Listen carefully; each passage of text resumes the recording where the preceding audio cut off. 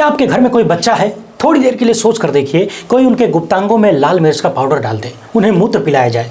ईश्वर न करे कभी आपके बच्चों के साथ ऐसा हो, मगर राम राज्य में ऐसा हुआ है। पूरा मामला विस्तार से बताएंगे। वहीं विदेशों में एक बार फिर से डंकवा फटने लगा है। जी हाँ, ऐसा फटने लगा है कि भारत के लोगों ने कभी सपने में भी नहीं सोचा होगा कि यहाँ के किसी प्रधानमंत्री के बारे में विदेशों में ऐसी ऐसी बातें छापी जाएंगी। वहीं दंगाई मानसिकता के लोगों ने एक बार फिर से हरियाणा को लेकर झूठों का अंबार लगाना शुरू कर दिया है और लोग सच समाटम भी करेंगे और यह भी बताएंगे कि किस तरीके से कांग्रेस अध्यक्ष मल्लिकार्जुन खड़गे ने पीएम मोदी के भाषणों की बखिया उधेड़ दी है और भाजपाई विचारधारा का ऐसा इतिहास सामने रख दिया कि अच्छे अच्छे लोगों के चेहरे का भूगोल बिगड़ जाएगा। वीडियो काफी जबरदस्त होने वाली है, अंत तक देखिएगा। हमें पहली बार देख रहे हैं तो फेसबुक पर हमारे पेज को फॉलो और लाइक कर लीजिए। यूट्यूब पर सब्सक्राइब करके घंटा बजा दीजिएगा ताकि वीडियो फटाफट मिलती रहे और बार बार आप शिकायत न करें कि वीडियो नहीं मिल रही है। कुछ साल पहले देश में एक सवाल फिल्मी दुनिया से निकल कर आया था कि कटप्पा ने बाहुबली को क्यों मारा। इसी तरह का अब एक सवाल राजनीति से निकल कर आया है कि राहुल गांधी की संसद सदस्यता कब बहाल होगी। पिछले 2-3 दिनों में ही ये सवाल हर तरफ से आने लगा है। लोग पूछ रहे हैं कि गुजरात की एक निचली अदालत ने राहुल गांधी को सजा सुनाई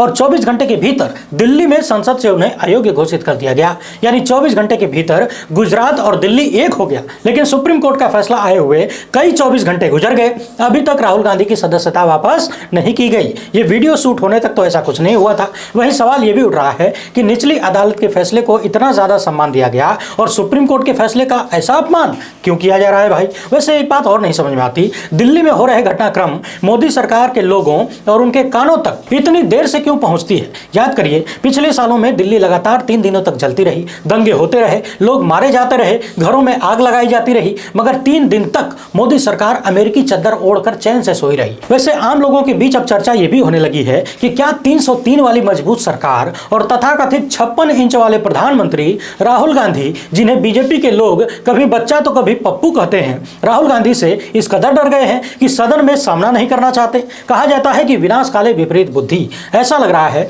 कि पिछले कई महीनों से मोदी सरकार कुछ ऐसे काम कर रही है जिससे खुद के पांव पर कुल्हाड़ी मार रही है। क्या देश की जनता इतनी बेवकूफ है कि वो नहीं समझ पाएगी कि राहुल गांधी के साथ क्या क्या खेल किया जा रहा है और क्यों किया जा रहा है। गुजरात की एक निचली अदालत ने सजा सुनाई तो गोदी मीडिया कह रहा था कि यह तो कोर्ट का मामला है, कोर्ट ने सजा दी है, बीजेपी का और मोदी सरकार का क्या दोष है। क्या अब वही गोदी मीडिया बताएगा कि राहुल गांधी की सदस्यता बहाल करने में इतनी देरी क्यों हो रही है, इसमें किसका दोष है। आरटीआई कार्यकर्ता कुणाल शुक्ला ने लिखा है कि भूत वाला अपने बाप दादा का सरनेम बदलकर मोदी सरनेम रख लेता है और मोदी सरनेम अपमान मामले में राहुल गांधी को सजा दिलवाने में सफल भी हो जाता है। यानी इनके अनुसार जिस पूर्णेश मोदी ने राहुल गांधी के खिलाफ मुकदमा किया था, उनका असली टाइटल मोदी नहीं है बल्कि भूत वाला है। जी हां, एक बार फिर से सुन लीजिए। बताया जा रहा है कि जिस भाजपाई नेता पूर्णेश मोदी ने राहुल गांधी पर मुकदमा किया था, उनका खानदानी सरनेम मोदी नहीं बल्कि भूत वाला है। आगे कुणाल शुक्ला ने लिखा है कि अब कोर्ट से मिली सजा के आधार पर राहुल की सदस्यता तत्काल चली जाती है, लेकिन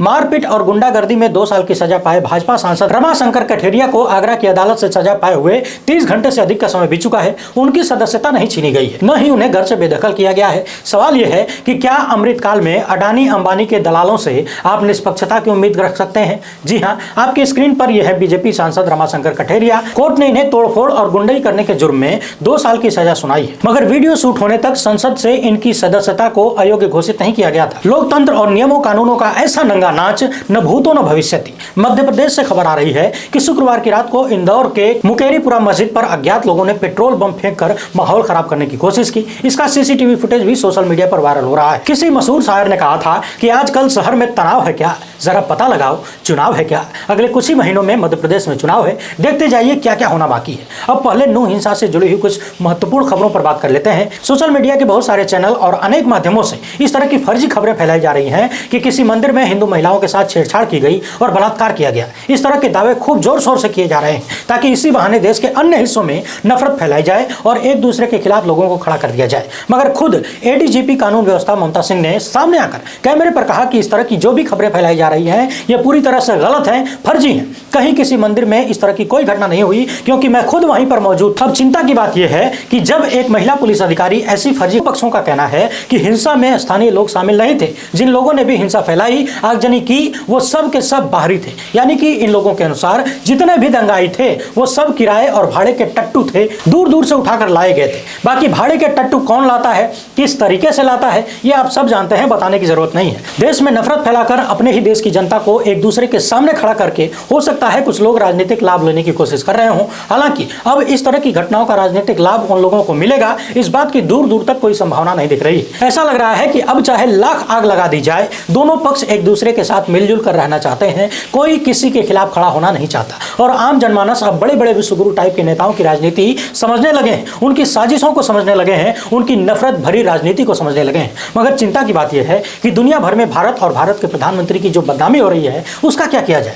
दुनिया भर में इस बात की चर्चा हो रही है कि अगले महीने जिस दिल्ली में G20 की मीटिंग होने वाली है उसी के आसपास इस तरह के दंगे और आगजनी चल रही है। दुनिया भर के नेता जब दिल्ली आएंगे तो क्या उनके मन में यह बात नहीं होगी कि इसी दिल्ली से कुछ दूरी पर इस तरह की घटना हुई थी। गुरुग्राम में पिछले दिनों क्या हुआ आप सब जानते हैं, और उस गुरुग्राम में भी G20 की बैठक होनी है। अमेरिकी अखबार न्यूयॉर्क टाइम्स में एक लेख छपा, इसका शीर्षक था हिंदू राष्ट्रवादी नेताओं के शासन में भारत में तेजी से बढ़ती सांप्रदायिक हिंसा। इस लेख में मणिपुर से लेकर हरियाणा के गुरुग्राम और नूह तक की हिंसा का जिक्र किया गया है। मगर आगे इस अखबार ने जो लिखा है उस पर ध्यान दीजिए। लिखा गया है कि प्रधानमंत्री मोदी के नेतृत्व वाले भारत से हिंसा की ऐसी तस्वीरें सामने आना शायद कोई असामान्य बात नहीं है, लेकिन यह खबरें ऐसे समय पर आ रही हैं जब सितंबर में वहां G20 की बैठक होनी है और भारत इसकी मेजबानी करेगा। कल्पना करिए, एक विदेशी अखबार, अमेरिकी अखबार लिख रहा है कि प्रधानमंत्री मोदी के नेतृत्व वाले भारत में हिंसा की ऐसी खबरें आना कोई असामान्य घटना नहीं है। यानी कि दुनिया के लोग ये मान रहे हैं, ये मान चुके हैं कि मोदी के सत्ता में हिंसा आम बात है। वहीं पाकिस्तान का अखबार डॉन लिखता है कि भारत अगले साल होने वाले आम चुनाव की तैयारी कर रहा है। ऐसे में कोई भी उम्मीद कर सकता है कि चुनाव में बीजेपी को बढ़ावा देने के लिए संघ परिवार संदिग्ध तरीके अपनाएगा। सांप्रदायिक हिंसा को बढ़ावा देना संघ की सबसे सफल रणनीतियों में से एक रहा है। बीजेपी के कट्टरपंथी वोटरों को यह दिखाने की कोशिश की जा रही है कि बीजेपी खासकर मुसलमानों पर सख्त बनी हुई है, इसीलिए यह सब कुछ किया जा रहा है। समाचार एजेंसी रॉयटर्स से लेकर एसोसिएट प्रेस ने हरियाणा में दंगाग्रस्त क्षेत्रों से जमीनी रिपोर्टिंग की है। यहाँ यह भी बताया गया है कि भारत में सांप्रदायिक हिंसा कोई नई बात नहीं है, लेकिन प्रधानमंत्री मोदी के सत्ता संभालने के बाद से इस तरह की घटनाएं जबरदस्त तरीके से बढ़ गई हैं। तुर्की का सरकारी मीडिया लिख रहा है कि पुलिस मुस्लिम युवकों को मनमाने ढंग से उनके घरों से उठाकर ले जा रही है। स्थानीय मीडिया के हवाले से TRT वर्ल्ड ने लिखा है कि नूह में पुलिस ने कम से कम 116 लोगों को हिरासत में लिया है।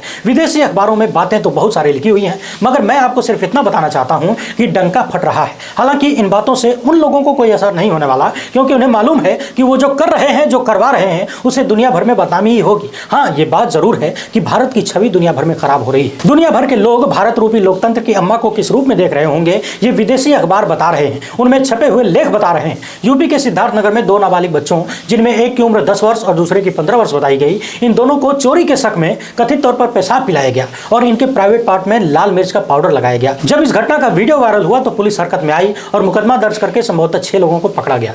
चिंता की बात यह है कि आखिर लोगों के भीतर इस कदर हिंसा कहां से उपज रही है। आखिर चोरी के शक में इतना जघन्य अपराध कैसे किया जा सकता है।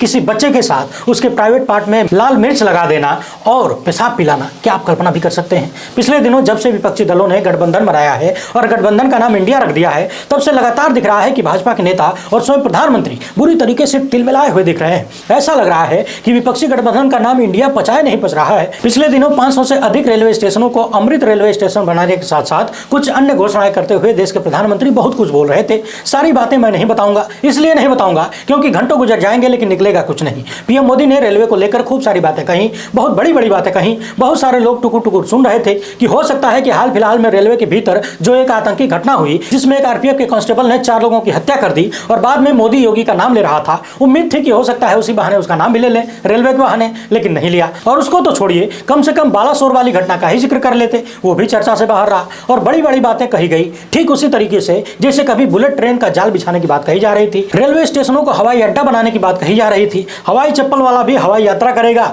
ऐसे दावे किए जा रहे थे, 100 स्मार्ट सिटी बनाने की बात कही जा रही थी। उसी तरीके से नए नए चुनावी जुमले जोर जोर से फेंके गए, जबकि ये सब जानते हैं कि अब कोई भी जुमला यानी कि कोई भी योजना की शुरुआत करना केवल और केवल दिखावे के लिए ही है, क्योंकि काम करने का और काम करके दिखाने का समय नहीं बचा है। जिन चीजों की घोषणा प्रधानमंत्री जी ने की, उन्हें कागज पर उतारने में ही सरकार चली जाएगी, यानी चुनाव आ जाएगा। प्रधानमंत्री ने 1 स्टेशन 1 प्रोडक्ट का जिक्र किया, मगर यह बताना भूल गए कि कुछ साल पहले 1 डिस्ट्रिक्ट 1 प्रोडक्ट का क्या हुआ। इसके साथ ही उन्होंने नॉर्थ ईस्ट में रेलवे के विस्तार की बात कही, लेकिन मणिपुर को भूल गए। उन्होंने रेलवे से जोड़कर बुजुर्गों और दिव्यांगों की जरूरतों को विशेष ध्यान में रखने की बात भी कही, मगर यह नहीं बताया कि बुजुर्गों को रेल टिकट में जो किराए में छूट मिलती थी उसको कहें खत्म कर दिए भाई। मुझे जहां तक जानकारी है अब बुजुर्गों को रेल टिकट में छूट नहीं मिलती किराए में। यदि मैं गलत हूं तो बता दीजिएगा। इसके साथ ही अपने चिरपरिचित अंदाज में प्रधानमंत्री जी विपक्ष को घेरना नहीं भूले और कहने लगे कि विपक्ष न तो कुछ करता है न करने देता है। अब सवाल यह है कि विपक्ष का काम क्या है? काम तो सरकार को करना होता है। विपक्ष का काम है सरकार से सवाल करना और वो काम विपक्ष लगातार कर रहा है। ये अलग बात है कि आप लोग कान में रुई डालकर बैठे हुए हैं। प्रधानमंत्री जी ने यह भी कहा कि देश ने आज और भविष्य की जरूरतों को ध्यान में रखते हुए, उसकी चिंता करते हुए आधुनिक रूप से एक बिल्डिंग बनाई, नई संसद बनाई। इससे भी विपक्ष को दिक्कत है, जबकि संसद में सभी का प्रतिनिधित्व होता है। ये बात एक नंबर की थी। लोकतंत्र में सबका प्रतिनिधित्व होता है, लेकिन सिर्फ भाषण में होता है, जमीन पर कुछ नहीं। इसके साथ ही उन्होंने ये भी कहा कि पिछली बार की तरह इस बार भी 15 अगस्त को हर घर तिरंगा लगाया जाए। यानी कि पिछली बार 15 अगस्त के बाद जिस तरीके से जगह जगह तिरंगे का अपमान देखा गया था, एक बार फिर से उसी तरीके का अपमान देखने के लिए तैयार हो जाइए। वैसे शायद ये पहली बार है जब एक तमाशा दूसरी बार किया जा रहा है। मगर सवाल यह है कि क्या देश के प्रधानमंत्री मणिपुर की तड़प रही जनता से ये बात कह सकेंगे कि वो लोग अपने घर पे तिरंगा फहराएं, और जिनका घर जल गया, जिनका घर टूट गया, वो कहां तिरंगा फहराएंगे? क्या अपने कपार पे तिरंगा लहराएंगे? क्या हरियाणा में जो लोग बेघर हो गए हैं, जिन हजारों लोगों को घरों से बेदखल कर दिया गया, घर गिरा दिया गया, वो लोग तिरंगा लगा पाएंगे? जिनके घर जला दिए गए, जिनके परिवार के लोग मारे गए, क्या वो तिरंगा लगाएंगे? और क्या तिरंगा लगाने से उनका कष्ट मिट जाएगा? जो मारे गए वो जिंदा हो जाएंगे। इसके साथ ही उन्होंने अपने भाषण में यह भी कहा कि अब देश में कोई भी मानव रहित रेलवे फाटक नहीं बचा है। लेकिन जरा दैनिक भास्कर की इस खबर को देख लीजिए। बिहार के सिवान में एक ऐसा रेलवे फाटक है जहां जब ट्रेन पहुंचती है तो पहले ट्रेन से उतरकर रेलवे का कर्मचारी आता है और फाटक बंद करता है, फिर ट्रेन आगे बढ़ती है और क्रॉस करने के बाद वही कर्मचारी फिर से फाटक खोलता है और ट्रेन में बैठकर वापस जाता है। और पिछले 5 सालों से ऐसे ही ट्रेन चल रही है। दैनिक भास्कर ने यह खबर उसी दिन शेयर की जिस दिन प्रधानमंत्री इतना बड़ा बड़ा झूठ बोल गए। लेकिन एक बात तो माननी पड़ेगी, प्रधानमंत्री जी ने जिस तरीके से भाषण दिया उसे सुनकर भक्तगण 7वें आसमान में पहुंच गए होंगे। यह बात अलग है कि ट्रेन में घुसने के बाद यदि पेशाब लग जाए तो पैंट गीली हो जाएगी, जाने का रास्ता नहीं मिलेगा। यही है आम आदमी की ट्रेन की हालत। मगर फिर भी भक्त कहेगा कि रेलवे में बहुत काम हो रहा है, विश्व गुरु बनने ही वाले हैं। कभी कभी तो ऐसा लगता है कि साहब के भाषण सिर्फ और सिर्फ गोदी मीडिया को कंटेंट देने के लिए और भक्तों को भक्त बनाए रखने के लिए ही होता है। अब चूंकि अपने भाषण में प्रधानमंत्री ने विपक्ष को टारगेट कर ही लिया था तो उधर से भी जवाब आना ही था, और जवाब देते देते कांग्रेस अध्यक्ष मल्लिकार्जुन खड़गे ने कुछ ज्यादा ही जवाब दे दिया और खोद खोद के बीजेपी की विचारधारा वाले लोगों का इतिहास निकालने लगे। खड़गे ने लिखा कि प्रधानमंत्री मोदी जी, पिछले 10 सालों से आपने केवल तोड़ने की नकारात्मक राजनीति की है। आपकी वाणी से अब इंडिया के लिए भी कटु शब्द निकल रहे हैं। पिछले 3 महीने से मणिपुर की हिंसा को आप काबू नहीं कर पाए। आपकी विभाजनकारी राजनीति ने समुदायों को आपस में ऐसे लड़वाया है कि वहां गृह युद्ध जैसे हालात हो गए हैं। अब तक करीब 150 से ज्यादा लोग मारे जा चुके हैं। हरियाणा में जो हो रहा है वो पूरा देश देख रहा है। जहां दशकों से दंगा नहीं हुआ वहां आपकी सरकार और आपके संघ परिवार के लोग भाई को भाई से लड़वा रहे हैं। कट्टरपंथी दोषी समाज के शत्रु हैं, चाहे वो किसी भी धर्म के हों। आपने पिछले 10 वर्षों में इस देश को सिर्फ बेरोजगारी, महंगाई, आर्थिक असमानता, गरीबी, महिला सुरक्षा, दलित उत्पीड़न और सामाजिक अन्याय दिया है। इन सबको समाप्त करने की जरूरत है। ये आपके सरकार के लिए असंभव लगता है। जनता में निराशा है। समस्याओं का निराकरण करने के बजाय प्रधानमंत्री जी रोज रोज अपने लिए एक नए उद्घाटन प्रोग्राम ढूंढ लेते हैं, सरकारी आयोजनों में राजनीति करते हैं, विपक्ष पर हमला करते हैं। आपके राजनीतिक पूर्वजों ने भारतीय को भारतीय के खिलाफ किया, अंग्रेजी हुकूमत का साथ दिया, मुखबिरी की और क्विट इंडिया का कड़ा विरोध किया। गांधी हत्या की साजिश में भी संदेहपूर्ण भूमिका रही। राष्ट्रीय ध्वज तिरंगे का विरोध किया। आजादी के 52 साल तक उसे फहराया नहीं। सरदार पटेल को उनको तिरंगे का बहिष्कार करने के लिए चेतावनी देनी पड़ी। जो 75 सालों तक याद नहीं आया वो क्विट इंडिया अब याद आ रहा है। ये हमारी जीत है। भारत जुड़ेगा, इंडिया जीतेगा। तो ये था कांग्रेस अध्यक्ष मल्लिकार्जुन खड़गे का जवाब प्रधानमंत्री मोदी को। फिलहाल इस वीडियो में इतना ही। हमसे जुड़ने के लिए बहुत बहुत धन्यवाद। जय हिंद।